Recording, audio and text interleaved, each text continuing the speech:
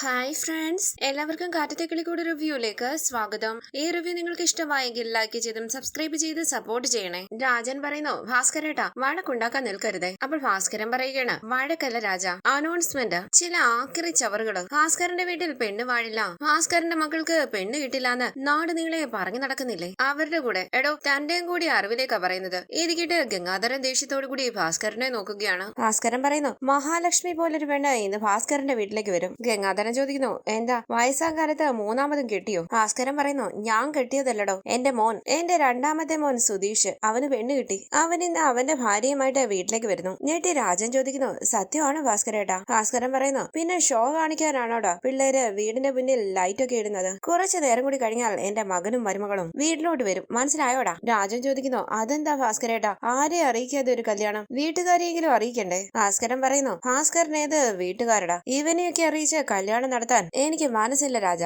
എടോ Gangadharan, my dear കൂടപ്പിറപ്പേ, നീ ഇവിടെ തന്നെ ഇരുന്നോണം. എന്റെ മകനും മരുമകളും ദേ ഈ വഴിക്കാ വരിക. കാണണമെന്നുണ്ടെങ്കിൽ ഇവിടെ നിന്ന് കണ്ടോണം, അല്ലാതെ ആ പേര് പറഞ്ഞ് എന്റെ വീട്ടിലോട്ട് വന്നാലുണ്ടല്ലോ, കേട്ടോടോ? അപ്പൊ പറഞ്ഞതുപോലെ ഭാസ്കരൻ പോകുക. എന്റെ മോനും മരുമകളും വരുമ്പോൾ സ്വീകരിക്കാൻ ഭാസ്കരൻ അവിടെ വേണം. അപ്പൊ എല്ലാവർക്കും ബൈ, പോട്ടോടോ കൂടപ്പിറപ്പേ. അങ്ങനെ ഭാസ്കരൻ അവിടെ നിന്ന് പോകുമ്പോൾ പുച്ഛത്തോടു കൂടി ഇരിക്കുകയാണ് ഗംഗാധരൻ. പിന്നീട് കാണിക്കുന്നത് കരഞ്ഞുകൊണ്ടിരിക്കുന്ന ഹേമയുടെ അരികിലേക്ക് വന്ന സാന്ദ്ര പറയുന്നു, ഈ വെള്ളമെങ്കിലും കുടിക്കാമേ, ഇങ്ങനെ കരഞ്ഞുകൊണ്ടിരുന്നാൽ വീട് പോകും അമ്മേ. ഹേമ പറയുന്നു, ചാകട്ടെ, ഇനി എന്തിനാ ഇങ്ങനെ ജീവിച്ചിരിക്കുന്നത്? ആർക്ക് വേണ്ടിയാ ജീവിക്കുന്നത്? രാജീവിയുടെ വരെ മുറിയിൽ പോയി കഥകടച്ചിരിക്കുക. എനിക്ക് ആളുടെ കാര്യം ഓർത്തിട്ടാ പേടി. സാന്ദ്രയുടെ അച്ഛൻ പറയുന്നു, രാജീവ് കുറച്ചുനേരം ഒറ്റയ്ക്കിരിക്കട്ടെ ഹേമേ. ഇല്ല, എനിക്കൊരു സമാധാനവും കിട്ടുന്നില്ലെന്ന് ഹേമ പറയുമ്പോൾ രേഖ പറയുന്നു, രാജീവേട്ടൻ മനോധൈര്യമുള്ള ആളാ ഹേമേ, കുറച്ചുനേരം ഒന്ന് സമാധാനമായിട്ടിരിക്കട്ടെ. ഇല്ല രേഖ, എന്റെ മനസ്സ് എന്തൊക്കെയോ പറയുന്നു. രാജീവേട്ടാന്ന് വിളിച്ച് അകത്തേക്ക് പോവുകയാണ് ഹേമ. പിന്നാലെ സാന്ദ്രയും പോകുന്നു. കരഞ്ഞുകൊണ്ട് വാതിലിൽ തട്ടി രാജീവേട്ട കഥകു തുറക്കുന്ന പറയുകയാണ് ഹേമ. ഇതെല്ലാം കേട്ട് കണ്ണു നിറഞ്ഞിരിക്കുകയാണ് രാജീവ്. ഹേമ ചോദിക്കുന്നു, എന്തിനാ ഇങ്ങനെ ഒറ്റയ്ക്കിരിക്കുന്നത്?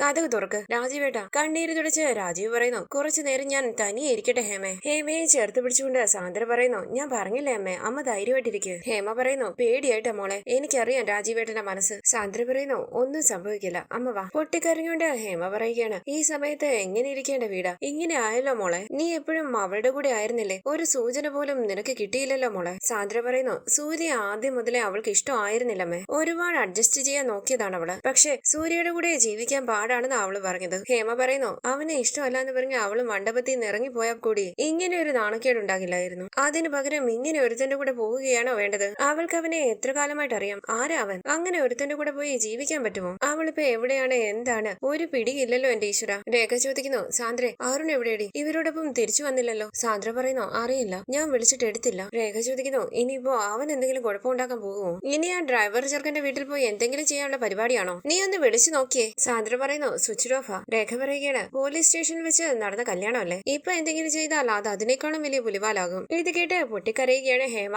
പിന്നീട് കാണിക്കുന്നത് ഫോണിൽ നോക്കിയിരിക്കുന്ന സുനന്ദയോട് ലളിത പറയുന്നു, ഏത് നേരവും ആ കുന്തത്തിൽ തോണ്ടിക്കൊണ്ടിരുന്നു, നിനക്ക് ഇതൊക്കെയൊന്ന് അലക്കിയിട്ടാലെന്താ? എടി, നീ എവിടെ എന്തെടുക്കുകയാണെന്ന്? സുനന്ദ പറയുന്നു, ഒന്നും ചെയ്യുന്നില്ല. ലളിത പറയുകയാണ്, അതാണ്, ഇതൊക്കെ അലക്കിയിട്ടാൽ വളയൂരി പോകുമല്ലോ. സുനന്ദ പറയുന്നു, അല്ലെങ്കിൽ അലക്കുന്നത് അമ്മയല്ലല്ലോ, വാഷിംഗ് മെഷീൻ അല്ലേ, കുറച്ചൊക്കെ ഞാനെടുത്ത് വിരിച്ചേനെ. അപ്പോഴേക്കും അമ്മ എന്തിനാ എടുത്തത്? സുനന്ദ പറയുന്നു, കുറച്ചു നേരം ആയല്ലോ പാട്ടൊക്കെ കേൾക്കാൻ തുടങ്ങിയിട്ട്, ഇത് എവിടെ നിന്നാണാവും? സുനന്ദ പറയുന്നു, കേട്ടിട്ട് സുഭാഷേട്ടന്റെ വീട്ടിൽ നടന്നു തോന്നുന്നു. ലളിത ചോദിക്കുന്നു, അവിടെ എന്താടി വിശേഷം? അവന്റെ തന്ത ചത്തോ? ഈ സമയം ആ വഴി വന്ന ഒരാളോട് ലളിത ചോദിക്കുന്നു, എടാ ജോണെ, എവിടെ നിന്നാണ് ആ പാട്ട് കേൾക്കുന്നത്? ജോൺ പറയുന്നു, അത് നിങ്ങളുടെ ഭാസ്കരേട്ടന്റെ വീട്ടിൽ നിന്ന് തന്നെയാ. ഇത് കേട്ട് ജോണിന്റെ നേരെ ആട്ടിക്കൊണ്ട് ലളിത പറയുന്നു, എന്റെ ഭാസ്കരേട്ടനോ? ആ ബന്ധമൊക്കെ പണ്ടേ ഇല്ലാണ്ടായതാ, പിന്നെ എന്തിനാ ചോദിക്കുന്നതെന്ന് ജോൺ ചോദിക്കുമ്പോൾ ഒന്ന് പതറി ലളിത പറയുന്നു, അതിപ്പോ അത് എവിടുന്നാണെന്ന് എനിക്കറിയില്ലല്ലോ. ഒരാൾ പറയുന്നു, പാട്ട് മാത്രമല്ല, എന്തോ വലിയ ആഘോഷവും നടക്കുന്നുണ്ട്, ലൈറ്റ് ഒക്കെ ഇട്ടോണ്ടിരിക്കുക. അങ്ങനെ അവർ അവിടെ വന്ന് പോകുമ്പോൾ ലളിത പറയുകയാണ്, ആഘോഷോ? ഇനിയിപ്പോൾ സുഭാഷിന്റെ കല്യാണം അങ്ങാണോ ആയിരിക്കൂ? ടെൻഷനോട് കൂടി അവിടെ വന്ന് എഴുന്നേറ്റ് സുനന്ദ പതിയെ പറയുന്നു, ഇത്ര പെട്ടെന്നോ? ഞാൻ അറിയാതെയോ? ലളിത പറയുന്നു, അതെ, നീ ഒരു കാര്യം ചെയ്തേ, അവിടം വരെ ഒന്ന് പോയി അന്വേഷിച്ചിട്ട് വന്നേ, കാര്യം അറിയാലോ. സുനന്ദ ചോദിക്കുന്നു, അവിടെ എന്ത് നടന്നാലും അമ്മയ്ക്ക് എന്താ? അപ്പോൾ ലളിത പറയുകയാണ്, എന്ത് കുന്തമാ നടക്കുന്നതെന്ന് അറിയാലോ, നീ ഒന്ന് പോയിട്ട് വന്നേ. സുനന്ദ പറയുന്നു, പക്ഷെ ഞാൻ അങ്ങോട്ട് പോകുന്നത് അമ്മയ്ക്ക് ഇഷ്ടമല്ലല്ലോ. അപ്പോൾ ലളിത പറയുകയാണ്, അതുകൊണ്ട് അമ്മയെ അനുസരിച്ച് മോളങ്ങോട്ട് പോകാതിരിക്കുകയാണല്ലോ, പോയിട്ട് പാടി. സുനന്ദ പറയുന്നു, അമ്മ ഒരു ജാതി സാധനമാണ് കേട്ടോ, സമ്മതിക്കണം. ഫോൺ പിടിച്ചു വാങ്ങിച്ചുകൊണ്ട് ലളിത പറയുന്നു, പോയിട്ട് വേഗം വാടി. അതെ, കാര്യം അറിഞ്ഞിട്ട് പെട്ടെന്ന് ഇങ്ങോട്ട് തിരിച്ചു വന്നേക്കണം. ഇടിച്ചോണ്ട് വർത്താനം പറഞ്ഞുകൊണ്ട് അവിടെ കാണാൻ നിന്നാൽ പല്ലടിച്ച് താഴെ ഇടും. പറഞ്ഞില്ലെന്ന് വേണ്ട, പോയിട്ട് വാടി. ഇത് കേട്ട് സുനന്ദ അവിടെ വന്ന് പോവുകയാണ്. തുടർന്ന് ഹരീഷും നികേഷും വർക്ക്ഷോപ്പിലെ ജോലിക്കാരും ഡാൻസ് ചെയ്യുകയാണ്. അവിടേക്ക് വന്ന സുനന്ദ ചോദിക്കുന്നു, എന്താ ഇതൊക്കെ? കേൾക്കുന്നില്ല എന്ന് നികേഷ് പറയുമ്പോൾ സുനന്ദ ചോദിക്കുകയാണ്, ഈ പാട്ടും ലൈറ്റും ഒക്കെ എന്തിനാന്ന്? പാട്ട് ഓഫ് ചെയ്തിട്ട് സുനന്ദ പറയുന്നു, കാര്യം പറ, ഈ പാട്ടും ലൈറ്റും ഒക്കെ എന്തിനാ? ആരുടെയെങ്കിലും ബർത്ത്ഡേ ആണോ? ആണെങ്കിൽ ഇതൊന്നും പതിവില്ലല്ലോ. നികേഷ് പറയുന്നു, അതൊന്നുമല്ല, എന്റെ ചേട്ടന്റെ കല്യാണോ. എന്തേ പോരെ? ഇത് കിട്ട് സുനന്ദയുടെ മുഖം വാടുകയാണ്. നികേഷ് പറയുന്നു, ചന്തു മേടിച്ച് പാട്ട് വെക്കടാ, ഇങ്ങോട്ട് എടുക്കെന്ന് പറഞ്ഞ് അവര് വീണ്ടും പാട്ട് വെക്കുകയാണ്. സുനന്ദ പറയുന്നു, നിങ്ങളുടെ ചേട്ടന്റെ കല്യാണമാണോ? എന്നിട്ട് ആരും എന്നോട് പറഞ്ഞില്ലല്ലോ. ഹരീഷ് ചോദിക്കുന്നു, അതിന് നിന്നോട് എന്തിനാ പറയുന്നത്? സുനന്ദ പറയുന്നു, ദേ എന്റെ അമ്മയുടെ സ്വഭാവം അങ്ങനെയാണെന്ന് വെച്ചാൽ എന്നോട് പറയാണ്ടിരിക്കേണ്ട കാര്യമുണ്ടോ? ഞാൻ എല്ലാ ദിവസവും ഇങ്ങോട്ട് വരുന്നതല്ലേ, എന്നോടൊരു വാക്ക് പറയണ്ടേ? അവിടേക്ക് വന്ന സുഭാഷ് പറയുന്നു, ചെവി പൊട്ടുന്നു, ശബ്ദം ഒന്ന് കുറയ്ക്ക്. സുനന്ദ ചോദിക്കുന്നു, ആരാ പെണ്ണ്? എന്താ എന്നോട് പറയാഞ്ഞത്? സുഭാഷ് പറയുന്നു, എടി കേൾക്കുന്നില്ല. സുനന്ദ പറയുന്നു, ഓ പെണ്ണ് ആരാന്ന്? സുഭാഷ് പറയുന്നു, എടാ എന്റെ പൊന്നടാ ചന്തു, ആ ശബ്ദം ഒന്ന് കുറയ്ക്കടാ. അവര് ശബ്ദം കുറയ്ക്കുമ്പോൾ ഹരീഷ് പറയുകയാണ്, സുഭാഷ് ഏട്ടന്റെ കല്യാണമാണെന്ന് കരുതിയാ? സുനന്ദ പറയുന്നു, സുഭാഷ് ഏട്ടന്റെ കല്യാണമാണെന്ന് പറഞ്ഞു, എന്നിട്ട് എന്നോട് പറഞ്ഞില്ലല്ലോ. സുഭാഷ് ചോദിക്കുന്നു, എന്റെയോ? ആര് പറഞ്ഞു? നികേഷ് എന്നാ സുനന്ദ പറയുമ്പോൾ സുഭാഷ് പറയുകയാണ്, എടി എനിക്കല്ല, നമ്മുടെ സുധീഷിനാ കല്യാണം. ഇത് കേട്ട് സുനന്ദ നികേഷിനെയും ഹരീഷിനെയും ഒന്ന് നോക്കിയിട്ട് സന്തോഷത്തോടു കൂടി നിൽക്കുകയാണ്. സുഭാഷ് ചോദിക്കുന്നു, എടാ എന്തിനാടാ വെറുതെ അവളെ? നികേഷ് പറയുന്നു, ഇതൊക്കെ ഒരു രസമല്ലേ? സുനന്ദയും സുഭാഷും പുഞ്ചിരിച്ച മുഖത്തോട് മുഖം നോക്കുകയാണ്. ഹരീഷും നികേഷും പാട്ട് ഉറക്കെ വെച്ച് ചന്തുവിന്റെയും ഡിറ്റോയുടെയും ഒപ്പം സുഭാഷിന്റെയും സുനന്ദയുടെയും ചുറ്റും ഡാൻസ് ചെയ്യുകയാണ്. സുഭാഷ് ചോദിക്കുന്നു, നിനക്ക് ഡാൻസ് ഒന്നും കളിക്കണ്ടേ?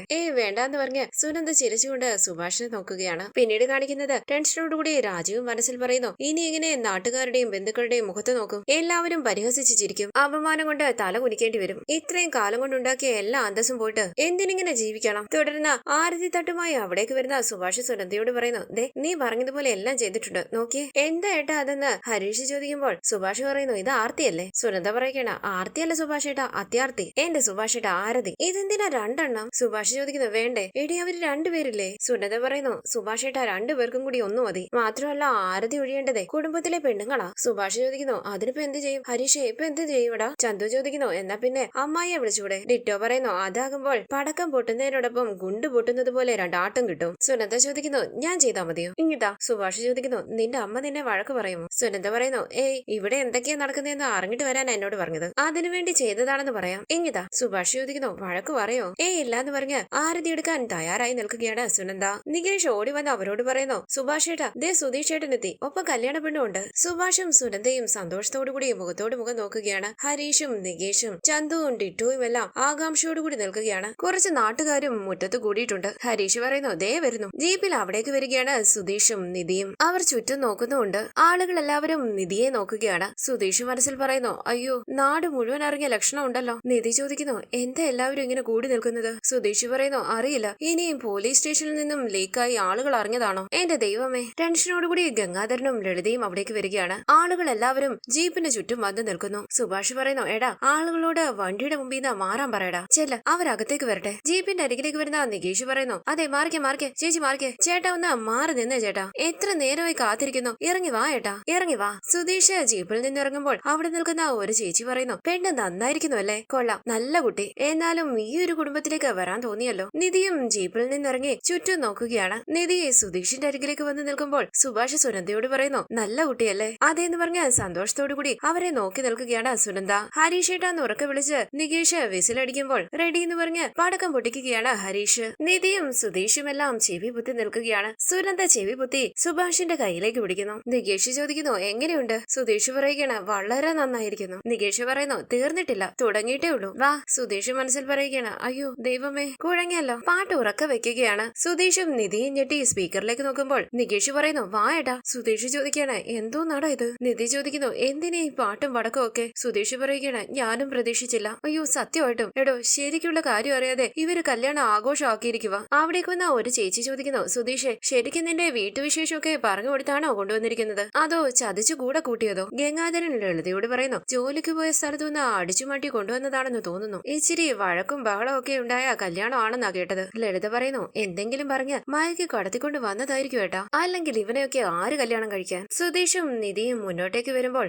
ആരതി എടുക്കാനായി തുടങ്ങുകയാണ് സുനന്ദ. ഇത് കണ്ട് ദേഷ്യത്തോടു കൂടി മാറി നിൽക്കട അങ്ങോട്ടെന്ന് പറഞ്ഞ് അവിടേക്ക് വന്ന ലളിത മാറുട അങ്ങോട്ടെന്ന് പറഞ്ഞ് സുധീഷിനെ തള്ളി മാറ്റി സുനന്ദയുടെ കയ്യിലിരിക്കുന്ന ആരതി തട്ട് തട്ടിത്തെറിപ്പിക്കുകയാണ്. ഇത് കണ്ട് എല്ലാവരും ഞെട്ടി നിൽക്കുമ്പോൾ ലളിത ചോദിക്കുന്നു, ഇവിടെ വന്ന ആരതി എടുക്കാൻ നീ ആരാടി ഇവരുടെ? സുനന്ദ അമ്മയെന്ന് വിളിക്കുമ്പോൾ ലളിത പറയുന്നു, ഇറങ്ങി പോടി ഇവിടുന്ന്, മാടി ഇവിടെ വരാനല്ലേ പറഞ്ഞത്? ഈ വീട്ടിലേക്ക് ഏതൊരുത്തിക്കും വരാൻ പോകാം, അവർക്കൊക്കെ ആരതി എടുക്കാൻ നീ ആരാടി? അമ്മ വേണ്ടമ്മേ വിടമ്മേന്ന് സുനന്ദ പറയുമ്പോൾ അമ്മായി എന്ന് ഉറക്കെ വിളിക്കുകയാണ് സുഭാഷ്. ഇതൊന്നും ശ്രദ്ധിക്കാതെ വാടി ഇവിടെ എന്ന് പറഞ്ഞ് സുനന്ദയെ പിടിച്ചു വലിച്ച് അവിടെ നിന്ന് കൊണ്ടുപോവുകയാണ് ലളിത. പിന്നാലെ ഗംഗാധരനും പോകുന്നു. ലളിത പറയുന്നു, വാ ഏട്ടാ, എപ്പോ നോക്കിയാലും അവൾ ഈ വീട്ടിലാ, വരാൻ നടക്കടി ഇങ്ങോട്ട്. ടെൻഷനോട് കൂടി നിൽക്കുന്ന നിധിയെ ഒന്ന് നോക്കിയിട്ട് സുഭാഷ് പറയുന്നു, ഏയ് പേടിക്കാനൊന്നുമില്ല, നമ്മുടെ കയ്യിലെ ഒരു തട്ടം കൂടി ഉണ്ട്, അത് ഞാൻ എടുത്തോണ്ട് വരാം. ഡിറ്റോ ചന്തുവിനോട് പറയുന്നു, എടാ ഇപ്പഴാ ആരതിയും കറക്റ്റ് ആയത്. ആരതി മൂത്ത് 2 ആരതി തട്ടുണ്ടാക്കിയില്ലേ, അതിപ്പോ കറക്റ്റ് ആയല്ലോ. ആരതി തട്ടും എടുത്ത് അവിടേക്ക് വന്ന സുഭാഷ് പറയുന്നു, എടാ നികേഷേ വാ. ഞാനൊന്ന് നികേഷ് ചോദിക്കുമ്പോൾ സുഭാഷ് പറയുന്നു, ഇങ്ങ് വാടാ, ഇതാ പിടിക്കെന്ന് പറഞ്ഞ് നികേഷിന്റെ കയ്യിലേക്ക് ആരതി തട്ട് കൊടുത്ത് കർപ്പൂരം കത്തിക്കുകയാണ് സുഭാഷ്.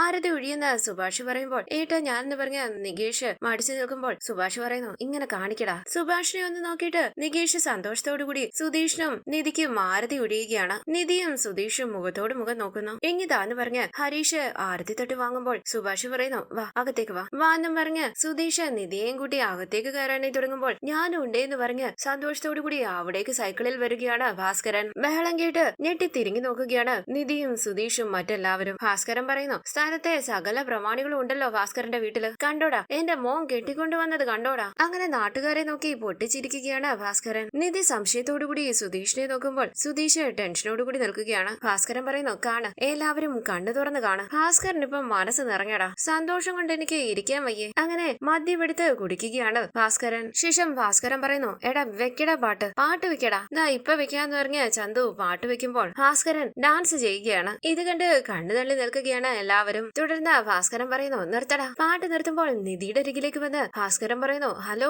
ഇത് ആരാ ഈ നിൽക്കുന്നത്? എടാ ഗ്യാപ്പ് താടാന്ന് പറഞ്ഞ് സുധീഷിന്റെയും നിധിയുടെ ഇടയിലേക്ക് വന്ന് നിന്ന് ഭാസ്കരൻ പറയുന്നു, my dear daughter law, meet your dear father law, I am Bhaskaran Kizhakkeppuram. അങ്ങനെ നിധിക്ക് കൈ കൊടുക്കാനായി ഭാസ്കരൻ കൈ നീട്ടുമ്പോൾ കൈ പിടിച്ചു മാറ്റുകയാണ് സുധീഷ്. തോളിൽ കൈവച്ച് ഭാസ്കരൻ പറയുന്നു, സന്തോഷം കൊണ്ടല്ലേടാ മോനെ? അല്ലേ മോളെ? എടാ കൈ അടിക്കടാ. നാട്ടുകാരെല്ലാവരും ചിരിച്ചുകൊണ്ട് കൈ കൊട്ടുകയാണ്. ഭാസ്കരൻ പറയുന്നു, പാട്ടിടടാ. ഭാസ്കരൻ മദ്യപിച്ചുകൊണ്ട് ഡാൻസ് ചെയ്യുകയാണ്. സുഭാഷിന്റെ കയ്യിൽ തട്ടി ഹരീഷ് പറയുന്നു, പോ. ഭാസ്കരന്റെ അരികിലേക്ക് വന്ന് സുഭാഷ് പതിയെ പറയുന്നു, അച്ഛാ ഇങ്ങനെ ഒച്ച വെക്കല്ലേ അച്ഛാ, ആളുകൾ കളിയാക്കും അച്ഛാ. സന്തോഷം കൊണ്ടല്ലേടാ മോനെ എന്ന് ഭാസ്കരൻ പറയുമ്പോൾ സുഭാഷ് പറയുന്നു, അച്ഛൻ ഇങ്ങോട്ട് വന്നേ, ഞാൻ പറയുന്നതൊന്ന് കേട്ടൂടെ, ഇങ്ങോട്ട് വന്നേ. ഭാസ്കരൻ ചോദിക്കുന്നു, നിനക്ക് എന്തെങ്കിലും രഹസ്യം പറയാനുണ്ടോ? സുഭാഷ് പറയുന്നു, ദാ അവര് പുറത്തു നിൽക്കുക, ഇത്ര ആൾക്കാരുടെ മുമ്പിൽ വെച്ച് പറയാൻ പറ്റില്ല എന്ന് ഭാസ്കരൻ ചോദിക്കുമ്പോൾ വാദം പറഞ്ഞ് ഭാസ്കരനെയും കൂട്ടി കുറച്ചങ്ങോട്ടേക്ക് മാറി നിൽക്കുകയാണ് സുഭാഷ്. ഭാസ്കരൻ പറയുന്നു, വാ നമുക്ക് കുറച്ചങ്ങോട്ടേക്ക് മാറി എന്ന് സംസാരിക്കാം. നികേഷ് പറയുന്നു, ചേട്ടാ വാ ഉള്ളിലേക്ക് പോകാം. ഹരീഷ് പറയുന്നു, അതെ ചെല്ല്. അല്ല വേറെ എന്ന് സുധീഷ് പറയുമ്പോൾ ഹരീഷ് പറയുകയാണ്, വേറൊരു കുഴപ്പമില്ല ചെല്ല്. സുധീഷ് പറയുന്നു, എടാ നീ ആ വണ്ടിന്ന് ബാഗ് എടുത്ത്.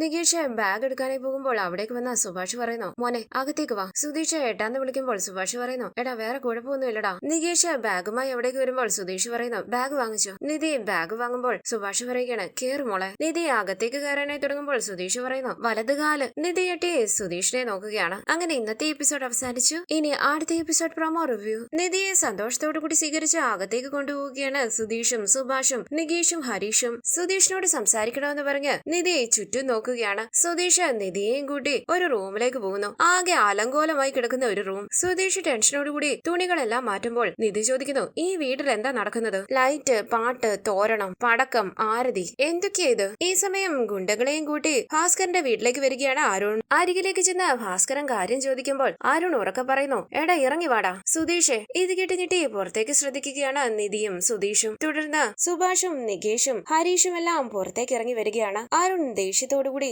സുഭാഷിന്റെ നേരെ വരുന്നു. ഗുണ്ടകളിൽ ഒരാൾ സുഭാഷിനെ തല്ലാനായി തുടങ്ങുമ്പോൾ പിന്നിലേക്ക് വന്ന സുധീഷ് അയാളെ തടഞ്ഞുകൊണ്ട് ആ തടിക്കഷ്ണത്തിലേക്ക് കയറി പിടിക്കുകയാണ്. അരുണും ഗുണ്ടകളും സുഭാഷിനെയും സുധീഷിനെയും നികേഷിനെയും ഹരീഷിനെയും എല്ലാം തല്ലുകയാണ്. നിധി അവിടേക്ക് വന്ന് തടയാനായി ശ്രമിക്കുന്നു. അരുണിനെ തടഞ്ഞ് സുധീഷിന്റെ മുന്നിലേക്ക് കയറി നിന്ന് സംസാരിക്കുകയാണ് നിധി. അരുൺ പറയുന്നു, ഇവന്റെ അവസാനം എന്റെ കൈകൊണ്ടായിരിക്കും. അരുൺ നികേഷിനെ തല്ലുകയാണ്. ഇത് കണ്ട് ദേഷ്യത്തോടുകൂടി അരുണിനെ തല്ലുകയാണ് സുധീഷും സുഭാഷും. ശേഷം ടെൻഷനോടുകൂടി സുഭാഷ് നികേഷിനെ താങ്ങി പിടിക്കുന്നു. നെറ്റിയിലെ മുറിവിന്റെ വേദന സഹിക്കാനാകാതെ ഇരിക്കുകയാണ് നികേഷ്. ഇത് കണ്ട് ഭയത്തോടുകൂടി നിൽക്കുകയാണ് നിധി. അതിനുശേഷം പ്രൊമോയിൽ കാണിക്കുന്നത് രാജീവ് ആത്മഹത്യ ചെയ്യാൻ തീരുമാനിക്കുകയാണ്. രാജീവ് വാതിൽ തുറക്കാത്തത് കൊണ്ട് തള്ളി തുറക്കുകയാണ് സാന്ദ്രയുടെ അച്ഛൻ. നെഞ്ചത്ത് കൈവച്ച് സാന്ദ്രയുടെ അച്ഛൻ പറയുന്നു, ചതിച്ചല്ലോ ദൈവമേ. ഞെട്ടി ഭയത്തോടുകൂടി നിൽക്കുകയാണ് ഹേമയും രേഖയും സാന്ദ്രയും എല്ലാം. വരാനിരിക്കുന്ന എപ്പിസോഡ് വിശേഷങ്ങളുമായി വീണ്ടും കാണാം. Thank you for watching. Please subscribe, like, share my channel.